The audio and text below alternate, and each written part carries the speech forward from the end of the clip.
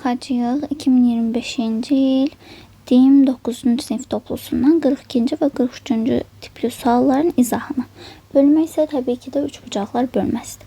İlk olaraq baxırıq 42-ci suala. 42-ci sualda nədir?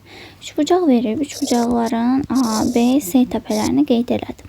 YF orta xəttir. Tamam, YF-i də qeyd elədik və şərtdə deyir ki, orta xəttir. A-dan Y-yə qədər olan məsafə 4. F-dən C-yə qədər olan məsafə 5 və AC, yəni oturacağımızı verib 10 cm.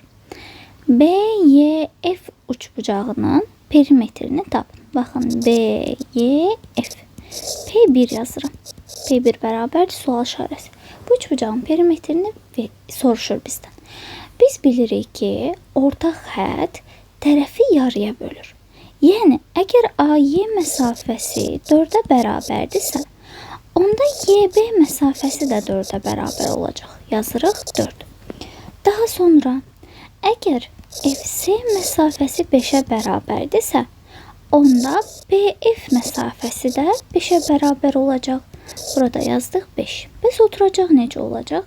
Oturacağı biz zaten bilirdik ki, əgər orta xətt verilibsə, həmin orta xəttin uzunluğu oturacağın yarısına bərabərdir. Yəni YF uzunluğu AC-nin yarısına bərabərdir. Yəni 10 bölünsün 2 bərabərdir 5. Və salam, hər üç tərəfimizi tapdıq. Perimetr 1 nəyə bərabərdir? Onların hər üç tərəfinin cəminə, yəni 4 üstəgəl 5 üstəgəl 5, bu da təbii ki də eləyir 14. Cavab burada olacaq C bəndi. Keçirik 43-cü suala. A və B düz xətləri və onları kəsən paralel düz xətlər verilmişdir. Bizdən tələb olunur X və Y-in cəmi. Burada mən figurumuzu çəkmişəm 43.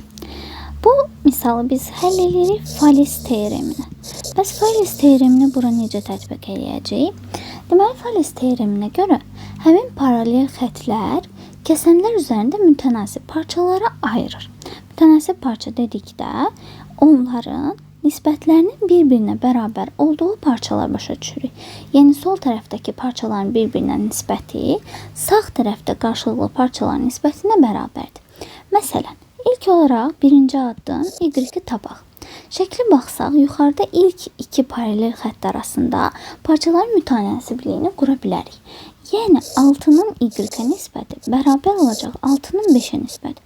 Təbii ki də buradan aydın görünür ki, Y bərabərdir 5-ə. Bizim birinci addımımız. İkinci addımımız X-i tapmaqdır. X-i tapanda isə baxırıq ki, orta və aşağıdakı parçaların nisbəti bir-birinə bərabər olmalıdır. Yəni, 6-nın 5-ə nisbəti bərabərdir X-in Y-ə olan nisbətinə. Y-i biz tapmışdıq, getirib yerinə qoyuruq. Olur 6-nın 5-ə nisbəti bərabərdir X-in 5-ə nisbətinə. Burada da həmçinin X bizə aydın görünür ki, 6-ya bərabərdir.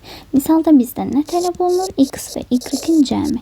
Yəni 6 üstəgəl 5, o da bərabərdir 11 olacaq bizim cavabımız. 11 də Y bəndində qeyd olunur.